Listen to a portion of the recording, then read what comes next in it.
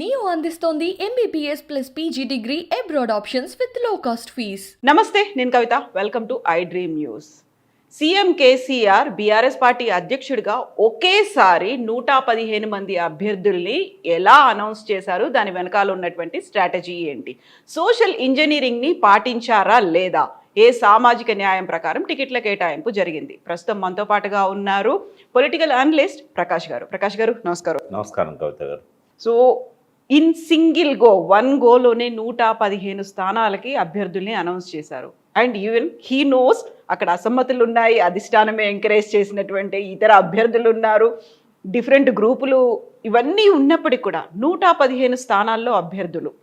Strategy ఏంటండి అసలు? ఇది రెండవసారి. మనము 2018 ఒకసారి గుర్తు చేసుకుంటే, ఆ రోజు ఉదయం ఏమో అసెంబ్లీ రద్దు చేస్తూ క్యాబినెట్ తీర్మానం చేసి మధ్యాహ్నం ప్రెస్ మీట్లో ఒక ఇద్దరికి తప్ప నేను అందరికీ టికెట్స్ ఇస్తున్నాను పాత వాళ్ళకి అని చెప్పేసి డిక్లేర్ చేశారు.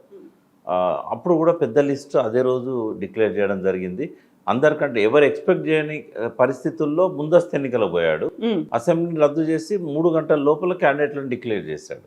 ఇప్పుడు కూడా అనూహ్యంగా 115 పేర్లు ఒకేసారి వచ్చాయి. పార్టీ వాళ్ళు కూడా ఎక్స్పెక్ట్ చేయలేదు.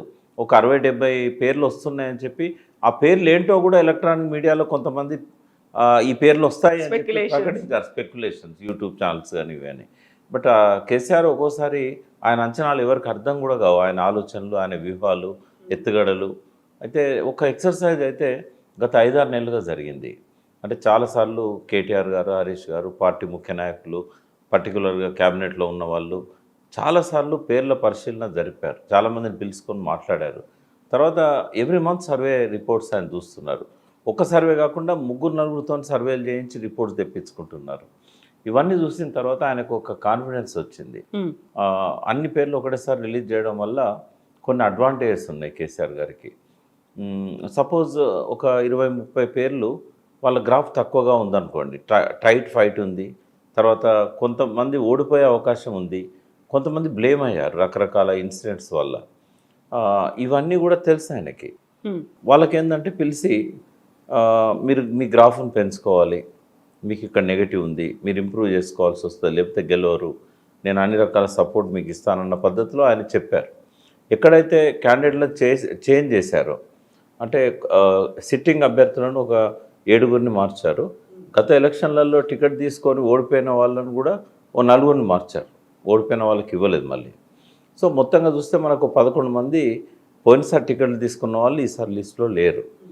సో వీళ్లకు బ్యాలెన్స్ చేయడం కోసం అక్కడ ఎవరైతే పోటీపడ్డ అభ్యర్థులు ఉన్నారో, సిట్టింగ్ ఎమ్మెల్యేలు ఉన్నారో, చాలామందిని పిలుచుకొని మాట్లాడారు, మీకు వేరే రకంగా అకామిడేట్ చేస్తాము.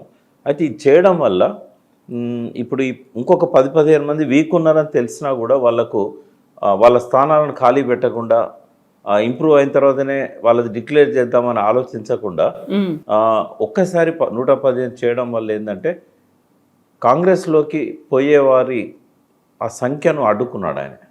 సక్సెస్ఫుల్గా ఫుల్ స్టాప్ పెట్టాడు. చాలాసార్లు మనం వింటుంటాం, మీ ఎమ్మెల్యేలు మాతో టచ్లో ఉన్నారు. ఒక స్టేజ్లో సంజయ్ చెప్పేవాడు, బండి సంజయ్, 40 మంది ఎమ్మెల్యేలు మాతో టచ్లో ఉన్నారు, ఆ మంత్రులు, రేవంత్ రెడ్డి కూడా చెప్పేవాడు మాతో టచ్లో ఉన్నారు. ఈ టచ్ని కట్ చేశాడు ఆయన.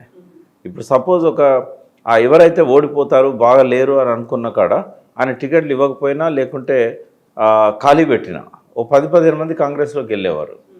ఇప్పుడు మంచిగా పోతున్న పార్టీ, మంచి కేసీఆర్ గారి పథకాల వల్ల మంచి రెస్పాన్స్ వస్తున్న టైంలో కాంగ్రెస్ గ్రాఫ్ కూడా ఒకేసారి పెరిగి మళ్ళీ తగ్గుతున్న సమయంలో ఇప్పుడు కనుక 15 మంది కాంగ్రెస్లోకి వెళ్తే దాని రీసౌండ్ అనేది తెలంగాణ అంతా వస్తుంది. అది పార్టీకి చేటు చేస్తుంది. సో ఈ వ్యూహాన్ని ఆయనే ఆలోచించి దాన్ని సక్సెస్ఫుల్గా అమలు చేసి కాంగ్రెస్కి ఎవరు కూడా పోకుండా సక్సెస్ఫుల్గా అడ్డుకున్నారు. ఇద్దరికి ఇవ్వకపోతే అందులో ఒకరు రేఖానాయక్ వెళ్ళిపోయేది. అట్లా రాజయ్య గారు పోలే, ఎందుకంటే ఆయన కేసీఆర్ గారి మీద నమ్మకం ఉంది, నాకు ఏదో ఒకటి ఇస్తాడు అని. బర్తరఫ్ చేసిన టైంలో కూడా ఆయనకు టికెట్ నిరాకరించలేదు. పోయిన టర్మ్లో ఉప ముఖ్యమంత్రిగా బర్తరఫ్ చేశారు ఆయన్ని. చేసిన తర్వాత కూడా ఆయన పార్టీలోనే ఉన్నాడు. ఆయన మళ్ళీ టికెట్ ఇచ్చారు, మళ్ళీ గెలిచాడు. కాబట్టి కేసీఆర్ గారి నమ్మకంతోనే ఆయన అట్లున్నాడు. మిగతా వాళ్ళేమో కొంత వాళ్ళు సందిగ్ధంలో ఉన్నారు. ఒక్కరు మాత్రమే కాంగ్రెస్లోకి పోయారు. ఒకవేళ కేసీఆర్ గారు స్టెప్ తీసుకోకపోయి ఉంటే ఒక 10-15 మంది పోయే అవకాశం ఉండేది. కాబట్టి ఆయన ఎలక్షన్స్కి ఒక గుడ్ బిగినింగ్ ఇచ్చారు ఈ లిస్ట్ అనౌన్స్ చేయడం ద్వారా. ఇప్పుడు మీరు ఒక కీలకమైనటువంటి ఇంట్రెస్టింగ్ థింగ్ చెప్పారు. ఒక 10-15 మంది వీక్గా ఉన్నారు అని కేసీఆర్కి తెలిసినప్పుడు కూడా వాళ్ళకి టికెట్ ఇచ్చారని. సో ఆ 10-15 మందికి బీఫామ్ వస్తుందా రాదా, లేకపోతే వాళ్ళు ఇంకా స్ట్రెంగ్తెన్ అవ్వడానికి ఇంకేమన్నా వ్యూహం ఉందా? కేసీఆర్ గారు ప్రతి అభ్యర్థి గెలవాలని అనుకుంటాడు. ఈ సెప్టెంబర్లో సర్వే జరుగుతుంది, అక్టోబర్లో సర్వే జరుగుతుంది, బీఫామ్ ఇచ్చే నవంబర్లో కూడా సర్వే జరుగుతుంది. ఏ సర్వేలోనైనా గ్రాఫ్ పెరగట్లేదు, ఖచ్చితంగా ఓడిపోతాడు, ఇంటెలిజెన్స్ రిపోర్ట్ కూడా అట్లాగే ఉంది, ఓన్ సర్వే రిపోర్ట్స్ కూడా అట్లాగే ఉన్నాయని ఆయన అనుకున్నప్పుడు అంతకంటే బెస్ట్ అభ్యర్థి కనుక ఆ కాన్స్టిట్యున్సీలో ఉన్నా కూడా, లేదా ఆయన మనసులో ఎవరైనా ఉన్నా కూడా ఖచ్చితంగా బీఫామ్ ఇవ్వబడదు. నేను ఎందుకు ఇంత గట్టిగా చెప్తున్నాను అని అంటే, అది వాళ్ళ పార్టీ ఇష్టము లేదా కేసీఆర్ గారి నిర్ణయం అని నేను చెప్పొచ్చు. బట్ లాస్ట్ టైము ఒక 2 అభ్యర్థులకు మాత్రమే నేను మారుస్తున్నాను, ఏది క్రాంతి కిరణ్కి, తర్వాత అక్కడ బాల్క సుమన్కి ఇవ్వాల్సి వస్తున్నది, అక్కడ అభ్యర్థులను నేను వాళ్ళకి ఇవ్వట్లేదు అని చెప్పాడు బాబు మోహన్కున్న అక్కడ ఓదెల్కి. బట్ లాస్ట్కి బీఫామ్స్ 7గురికి ఇవ్వలేదు, ఇంకో 5 కూడా ఆపేశారు ఆయన. ఎందుకు అంటే వాళ్ళు నిలబడితే ఖచ్చితంగా ఓడిపోతారని రిపోర్టు. అంటే కేసీఆర్ గారు లాస్ట్ పర్సన్ కూడా గెలవాలనుకుంటాడు. కాబట్టి ఇప్పుడు ఎవరైతే బీఫామ్స్ తీసుకున్నారో ఈ గ్రాఫ్ పడిపోయిన వాళ్ళు అహర్నిశలు కష్టపడి గ్రాఫ్ను పెంచుకోక నాకు టికెట్ డిక్లేర్ చేశారు, బుక్క గుల్లాలు అవన్నీ చల్లుకున్నారు, బాగా పటాకులు పేల్చారు, ఇంకా నేను గెలిచినట్టుగానే ఫీల్ అవుతున్నారు. బట్ మీ గ్రాఫ్ పెరగకపోతే మాత్రం మీ బీఫామ్ అనేది రిజెక్ట్ చేస్తారు సార్, ఇవ్వరు అనేది వారికి మీ ద్వారా కూడా నేను ఒక హెచ్చరిక చేస్తున్నాను. సో వాళ్ళకి క్లియర్ ఇండికేషన్ అయితే సీఎం కేసీఆర్ ఇచ్చారా? మీరు అన్నట్టు అభ్యర్థులకి చేసుకోండి, వాళ్ళకి తెలుసు. ఇప్పుడు రకరకాల వాళ్ళ ఎందుకు వాళ్లకు గ్రాఫ్ పడిపోయిందని చెప్తే పేర్లు ప్రజలు తెలిసిపోతాయి. అట్లా నేను చెప్పాను, కానీ ఎందుకు ఓడిపోతున్నారో వాళ్ళకి తెలుసు, ఎందుకు వాళ్ళ పట్ల ప్రజల ఆదరణ తగ్గిందో వాళ్ళకి తెలుసు. అటువంటి వాళ్లకు మీ ద్వారా నేను హెచ్చరిస్తున్నా, మీరు ఇంప్రూవ్ చేసుకోలేకపోతే ఇవాళ డిక్లేర్ అయినంత మాత్రాన మీ బీఫామ్ భద్రంగా మీకు వస్తుందని మాత్రం నమ్మడానికి లేదు అని చెప్తున్నా. ఒక 3 నాళ్ళ ముచ్చటగా ఉంటుంది అది, నాకు ఒక సంబరం అనేది. అయితే ఇక్కడ ఇంట్రెస్టింగ్గా కనిపిస్తున్న అంశం, ఏ సామాజిక సమీకరణాలని అనుసరించి సీఎం కేసీఆర్ అభ్యర్థుల లిస్ట్ అనౌన్స్ చేశారు. ఒక పక్క బీసీ బంధు ఇస్తామని చెప్తున్నప్పటికీ కూడా 60% ఉన్నటువంటి బీసీలకి సముచితమైనటువంటి స్థానం ఇవ్వలేదు అని, ముదిరాజులకు అసలు చోటు లేదు, యాదవులకి చాలా తక్కువ స్థానాలు కేటాయించారు, మేము బహిరంగ సభలు నిర్వహిస్తాము, లేకుంటే నిరసన కార్యక్రమాలు చేపడతాము, ఆర్ కృష్ణ ఇలాంటి వాళ్ళు కూడా మాట్లాడిన తర్వాత ఆ క్యాలిక్యులేషన్స్ ఈక్వేషన్స్ ఎలా చేశారు అసలు? అంటే ఎన్నికల్లో గెలిపే ప్రధానంగా ఉంటుంది. మనం చాలాసార్లు అనుకున్నాం. కేసీఆర్ గారు ఫస్ట్ పరిశీలించే అంశం ఏంటంటే, ఈ అభ్యర్థికి టికెట్ ఇస్తే గెలుస్తాడా గెలవడా. అట్లా ఉన్న అభ్యర్థులల్లో ఎవరైనా బీసీలు ఉన్నారనుకోండి, వీళ్ళకి కొద్దిగా సపోర్ట్ ఇస్తే గెలుస్తారు కదా అనుకున్నప్పుడు తప్పకుండా ఆయన వాళ్ళకి టికెట్ ఇచ్చి సపోర్ట్ ఇస్తాడు. కానీ అసలు దరిదాపుల్లో కూడా లేరు అనుకున్నప్పుడు కేవలం బీసీ కోణం నుంచి ఆ అభ్యర్థి ఇంప్రూవ్ కాడు అని తెలిసి కూడా, ప్రజాదరణ లేదు అని తెలిసి కూడా వాళ్ళకి టికెట్ ఇవ్వడు. అని గెలిపే ప్రధానంగా, గెలుపు గుర్రాలకే టికెట్ ఇస్తారంటారు కదా, అందులో ఎవరు చూసినా చూడకపోయినా కేసీఆర్ గారు మాత్రం ఫస్ట్ చూసే రీజన్ అదే. అంటే ఇక్కడ కొన్ని విషయాలు చెప్పాలి. నేను BC backward class, Munnuru Kapu సామాజిక, చాలాసార్లు మేము వేదికల మీద చెప్తున్నాం, బీసీలు ఒక బిగ్ డ్రీమ్తో ఉండాలి. ఆంధ్రప్రదేశ్ ఏర్పడ్డప్పటి నుంచి, ఇంకా అంతకంటే ముందు 1952లో మొదటి ఎన్నికల దగ్గర నుంచి ఈ రోజు వరకు ఒక బీసీ ముఖ్యమంత్రి కాలేదు. తెలంగాణ వచ్చినాక కొంత బీసీలో ఎదుగుతారు, బీసీలలో ఆ ఆసక్తి ఉంటుంది పొలిటికల్గా అని జయశంకర్ గారు చెప్పేవారు. సమైక్య రాష్ట్రంలో బీసీలకు అసలే చోటు ఉండదు, కనీసం తెలంగాణ వచ్చినాక బీసీల్లో నుంచి ఒక యువ రక్తం అనేది రాజకీయాల్లోకి వస్తుంది, వీళ్ళు గట్టిగా నిలబడితే రేపు రాజ్యాధికారం కూడా బీసీల చేతుల్లోకి వస్తుందని ఆయన ఒడవని ముచ్చట దానిలో కూడా చెప్పాడు. మనకు అందుబాటులో ఉంది అది. బట్ అన్ఫార్చునేట్లీ తెలంగాణ వచ్చిన తర్వాత కూడా బీసీలలో నేను కష్టపడి సంపాదించాలి, నేను ప్రజల్లో ఆ పేరు తెచ్చుకోవాలి, నేను కేసీఆర్ గారితో నేను సమఉజ్జిగా ఉన్నాను, నాకు టికెట్ ఇవ్వండి అని అడిగే స్థాయికి ఎదగాలి, లేదా ఇంకో పార్టీలో రేవంత్ రెడ్డిని అడిగే స్థాయికి ఎదగాలి, ఆ దిశగా నేను పనిచేయాలనే డ్రీమ్ ఉన్న వాళ్ళు కనబడట్లేదు. నేను చాలా ప్రయత్నం చేస్తున్నాను. ఎందుకంటే ఈ రాష్ట్రానికి కేసీఆర్ గారి తర్వాతనైనా బీసీ ముఖ్యమంత్రిగా ఉండాలని కోరుకునే వాళ్ళల్లో మొదటి వ్యక్తిని. ఎన్నోసార్లు వేదికల మీద చెప్పాను నేను. అయినా కూడా ఆ ఉత్సాహము, దానికి సంబంధించిన ప్రిపరేషన్, కొంతమందికి ఉత్సాహం ఉంటుంది కానీ ప్రిపరేషన్ ఉండదు. వాళ్ళు కాన్స్టిట్యున్సీ వదిలిపెట్టి హైదరాబాద్లో తిరుగుతూ ఉంటారు. ఏవో జాబ్స్ చేసుకుంటూ నాకు టికెట్ ఇవ్వండి, నేను జాబ్ రిజైన్ చేసి వస్తానంటాడు. కాదు కదా, 2-3 సంవత్సరాల ముందు నుంచే వీళ్ళు ప్రజల్లో ఉండాలి. మీరు నమ్మండి, ముదిరాజులకు టికెట్ ఇవ్వాలని చాలా ప్రయత్నించారు కేసీఆర్ గారు. కానీ ఎందుకో ఆ స్థాయిలో టికెట్ ఇవ్వగలిగిన స్థాయిలో, గెలవగలిగిన స్థాయిలో కాకపోయినా పోటీ ఇవ్వగలిగిన స్థాయిలో అటువంటి అభ్యర్థులు కేసీఆర్ గారు కనబడలేదు. ఇప్పుడు ఈరోజు ఎట్లాంటి వాళ్ళు ఎవరైనా వచ్చినా కూడా అక్కడ అభ్యర్థిని రిక్వెస్ట్ చేసి అడ్జస్ట్ చేయడానికి కూడా అని సిద్ధంగా ఉన్నారు. ఎందుకంటే ఒక పెద్ద సామాజిక వర్గం బీసీలో ముదిరాజులు ప్రతి ఊర్లో ఉంటారు. ఆ వర్గం నుంచి టికెట్ ఇవ్వకపోవడం అనేది వాళ్ళ లోపల అసంతృప్తి కారణమైనా కూడా అసలు వాళ్ళు వాళ్ళ క్యాస్ట్ ఆర్గనైజేషన్, బండా ప్రకాష్ గారు ఉన్నారు ముదిరాజ్, ఆయన ఇప్పుడు ఉపసభాపతిగా ఉన్నారు. ఆయన కనీసం కొన్ని పేర్లు కొన్ని ఇచ్చాడు. బట్ వీళ్ళు గెలుస్తారనే ఒక నమ్మకం లేకపోవడం ఒక కారణం. రెండవది ఏంటంటే బలమైన అభ్యర్థులను కాడ పేర్లు వచ్చినాయి. ఆ బలమైన అభ్యర్థులను ఎట్లా పక్కకు పెడతారు?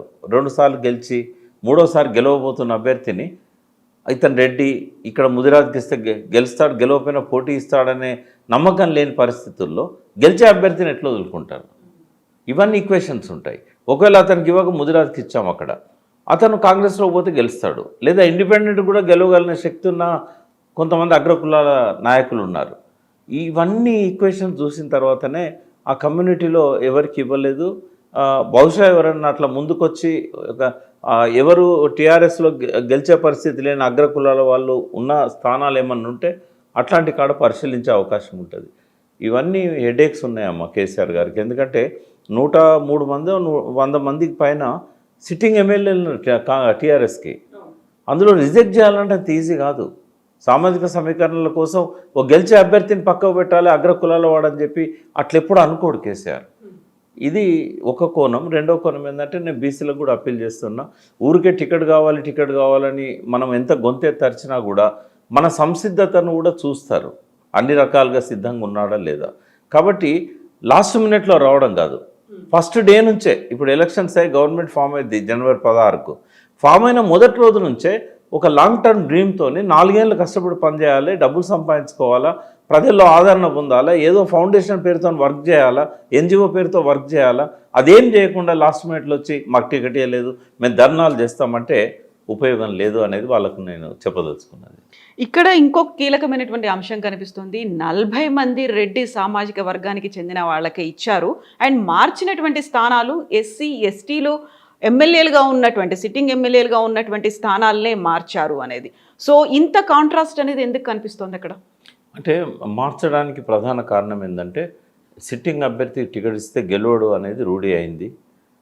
అటువంటి కాడ మనం ఓడిపోతాడని తెలిసి సిట్టింగ్ అభ్యర్థికి ఇవ్వడం అనేది కరెక్ట్ కాదు. అతను ఏ క్యాస్ట్ అన్నా కావచ్చు. ఎందుకు కొంతమంది సిట్టింగ్స్ రెడ్డిలు ఉన్న దగ్గర కూడా మారింది. బట్ కొన్ని కారణాల వల్ల తండ్రి కొడుకును ముందుకు తీసుకొద్దామని చెప్పి కోరుట్ల మార్చారు. సిటిజన్షిప్ ఇష్యూ మీద వేములవాడ మార్చారు. ఇట్లా కొన్ని ఇష్యూస్ ఆ రకంగా వచ్చాయి మనకి. కొన్ని ఖాళీ కూడా పెట్టారు. ఇప్పుడు జనగామ స్థానాన్ని ఖాళీ పెట్టారు. అక్కడ అభ్యర్థుల మధ్య పోటీ తీవ్రమైంది. నర్సాపూర్లోనేమో ఇద్దరు ఒకే సామాజిక వర్గానికి సంబంధించిన వాళ్ళు పోటీ పడుతున్న వాళ్ళు. అయితే సునీత లక్ష్మారెడ్డి గారు ఇంతకుముందు ఆమె ఇప్పుడు ప్రజెంట్ కూడా మహిళా కమిషన్ చైర్పర్సన్గా ఉన్నారు. అయితే గతంలో ఆమె 2 సార్లు ఎమ్మెల్యేగా మినిస్టర్ కూడా పనిచేశారు. సో ఆమె వైపు నుంచి వచ్చిన ఒత్తిడి కావచ్చు, అయితే లాస్ట్ మినిట్లో వచ్చింది ఆ ఒత్తిడి. దాంతో ఈ లిస్ట్ ఇప్పటిది కాదమ్మా, దాదాపు 3 నెలల ముందే ఫైనల్ అయింది. లాస్ట్ మినిట్లో అక్కడ ఆమె కొంచెం ఒత్తిడి తీసుకొచ్చేసరికి దాన్ని పరిష్కారం చేసే దిశగా ఆపారు. ఎందుకంటే కూర్చోబెట్టి మాట్లాడి చేయాలి కదా, టైం సరిపోతలేదని. జనగాం ఒకటి అదొకటి ఆపారు. గోషామాల్లో కూడా కొంచెం సిట్టింగ్ అభ్యర్థి కాకుండా ఎవరికి అలాంటి సిట్టింగ్ అంటే ఇదివరకు ప్రేమ్ సింగ్ ఇచ్చారు, అతనికి కాకుండా ఎవరికి అలన్న కాడ పోటీ బాగా తీవ్రమైంది. నాంపల్లి గెలుస్తారని నేను అనుకోవట్లేదు. అది ఎక్కువగా ముస్లింలకు పట్టున్న ప్లేస్ అది. మరి అక్కడ ఈక్వేషన్ బట్టి కొంత ఆపారు దాన్ని. కానీ గోషామాల్ ఈసారి టీఆర్ఎస్ గెలిచే అవకాశం ఉన్న సీట్ అది. నేను ఎందుకు ధైర్యంగా చెప్తున్నానంటే నా దగ్గర బీజేపీ సర్వే రిపోర్ట్ ఉంది, కాంగ్రెస్ సర్వే రిపోర్ట్ ఉంది.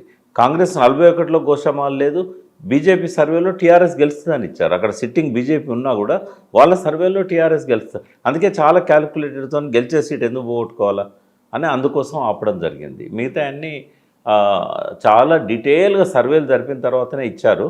బట్ ఇందులో కూడా 10-15 ఓడిపోవడం అనేది మనకు కనబడతా ఉంది. ఓడిపోతారు అనేది ఒక సిగ్నల్ వస్తున్నది.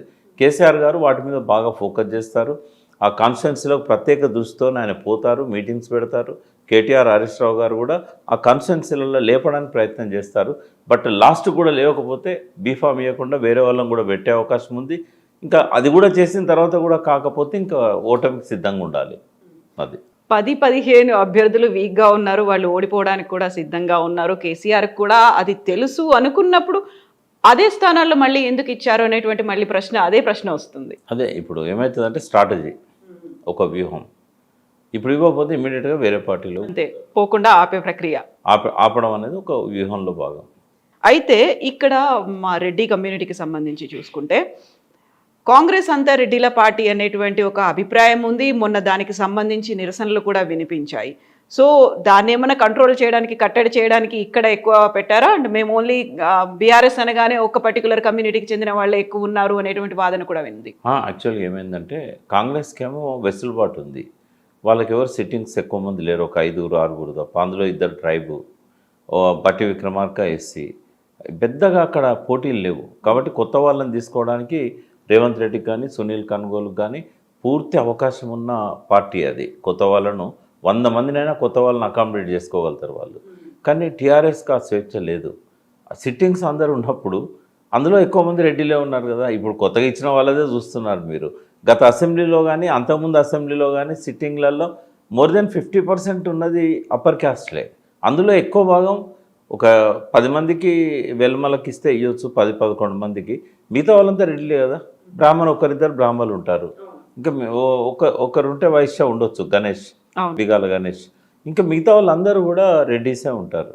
కాబట్టి కొంత కమ్మాస్ ఉంటారు, ఒక 3-4 కమ్మాస్ ఉంటారు. సిట్టింగ్ ఎమ్మెల్యేలు ఉన్నారు, ఇక్కడ 2 ఉన్నారు, మిర్యాలు కూడా ఉన్నారు, ఇంకా ఇట్లా. కాబట్టి వాళ్ళని కాదనే పరిస్థితి లేదు, వాళ్ళు గెలవరనే పరిస్థితి కూడా లేదు. కాబట్టి ఆ స్వేచ్ఛ, ఆ అవకాశం, వెసులుబాటు కేసీఆర్ గారికి లేదు. అందుకే ఎక్కువ మందికి వాళ్ళకు రిపీట్ అయినాయి టికెట్లు. ఇప్పుడు లాస్ట్ క్వశ్చన్ ఏంటంటే, సీఎం కేసీఆర్ ఎందుకని 2 స్థానాల నుంచి పోటీ చేస్తున్నారు? అందులో ఆయన ఒక మాట అన్నారు, అధిష్టానం పార్టీ నిర్ణయించింది కాబట్టి నేను కంటెస్ట్ చేస్తున్నాను. పార్టీ అంటే కేసీఆర్, కేసీఆర్ అంటేనే పార్టీ అనుకున్నప్పుడు గజ్వేల్ కాకుండా గజ్వేల్తో పాటుగా కామారెడ్డి ఎందుకని ఆ రెండింటిని సెలెక్ట్ చేసుకున్నారు? వ్యూహంలో భాగం అది. ఆయనకు ఒక వ్యూహం ఉంది, అది సెలెక్ట్ చేసుకోవడానికి. నేను గెస్ చేస్తున్నది ఏంటంటే కేసీఆర్ గారు నెక్స్ట్ టైం బహుశా జైరాబాద్ నుంచి ఎంపీగా పోటీ చేస్తారేమో. ఇది కామారెడ్డి అనేది Zaheerabad assembly, one of the assembly segment. రెండోది ఏంటంటే ఆ పార్లమెంట్ సెగ్మెంట్లో ఉన్న సీట్లలో కొంచెం ప్రతికూలత ఉన్నది. కొన్ని అంటే కాంగ్రెస్ బాగా టఫ్ ఫైట్ ఇస్తున్నది.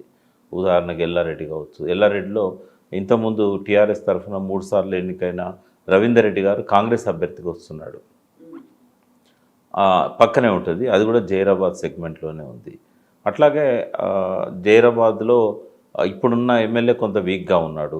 పార్లమెంట్ ఎలక్షన్స్లో చాలా ఎక్కువ మెజారిటీ కాంగ్రెస్ అభ్యర్థికి వచ్చింది. అక్కడ ఇంతకుముందు నిలబడ్డది ఎర్రబెల్లి దయాకర్ రావు గారి అల్లుడు. అతను కొన్ని చిన్న మార్జిన్తోనూ ఓడిపోయాడు కాంగ్రెస్ తరఫున.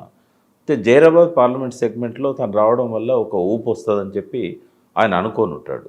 రెండవ కారణం ఏంటంటే ఇక్కడ ప్రాజెక్ట్ ఏదైతే కాళేశ్వరం ప్రాజెక్ట్ ఉందో చాలా ప్యాకేజీలలో వర్క్స్ చాలా ఫాస్ట్గా జరిగినాయి, ఇరిగేషన్ కూడా అవుతుంది. కానీ ఇంకా అక్కడ స్లో ఉంది.